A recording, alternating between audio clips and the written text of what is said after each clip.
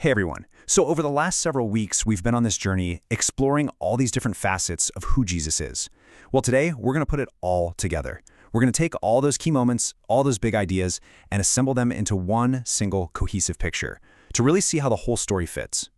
You know, everything really boils down to this one question.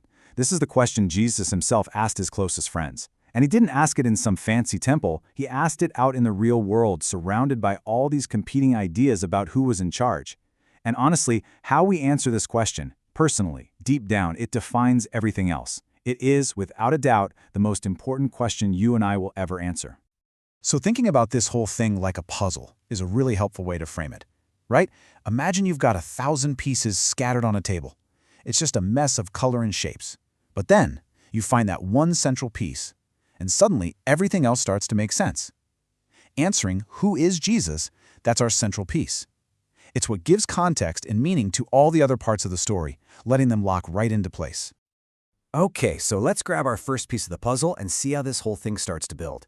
It all begins with Jesus' birth, the Incarnation. But listen, this is so much more than a Christmas story we pull out once a year. This is God's direct, powerful, and very first answer to one of the most basic human emotions we all deal with, fear. Just stop and think about that for a second. When heaven literally breaks into our world, the very first message isn't hello or greetings, it's a command, do not be afraid. Before any big theological explanation, before anything else, God deals with our anxiety.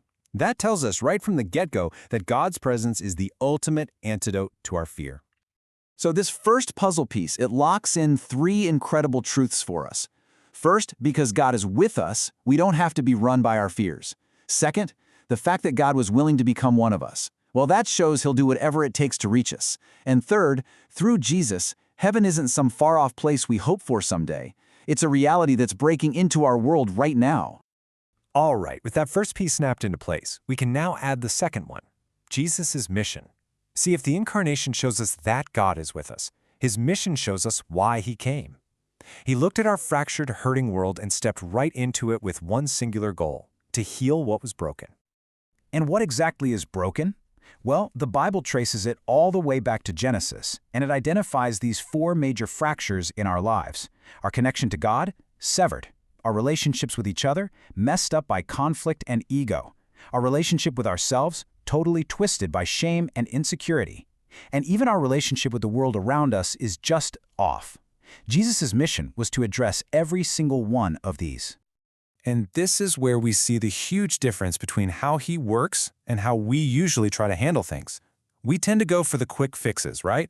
We numb the pain, we try to glue ourselves back together. But Jesus offers something totally different, true restoration. It's kind of like that Japanese art, kintsugi, where they fix broken pottery with gold. He doesn't just hide the cracks. He fills them with his grace, making the broken places the most beautiful and strongest parts. So here's the crucial part. His mission is active. He didn't just open up an office and wait for sick people to show up. No, he went out looking for the hurting, the forgotten, the ones on the margins. He is a seeker on a divine rescue mission. But what happens when that healing doesn't feel instant? Because let's be real, life is still full of pain and suffering. So the third piece of our puzzle shows us something really important. Jesus doesn't offer a way to avoid struggle, but he gives us a path to walk through it. And to do that, he introduces us to this powerful, almost forgotten practice called lament. Now, this is completely different from sulking. Sulking turns inward, right? It spirals down into hopelessness. But lament turns upward. It's the courageous act of taking all your raw, honest, painful emotions and bringing them directly to God. The Psalms actually give us a roadmap for this. It's like a faithful protest. First, you state your complaint. You're just honest. Second, you give the reasons. Then, and this is key, you reaffirm your trust in God, even when you don't get it. And finally, you ask him to act. It's a way of staying connected to God, even in the darkest moments. And if we ever doubt that this is okay, that it's okay to cry out to God like this, we just have to look at Jesus on the cross. His words are the first line of a famous lament, Psalm 22. In his absolute deepest moment of agony, he shows us how to do this. He gives us the path through pain. And that's where the story just hangs in the balance. Total darkness, complete despair.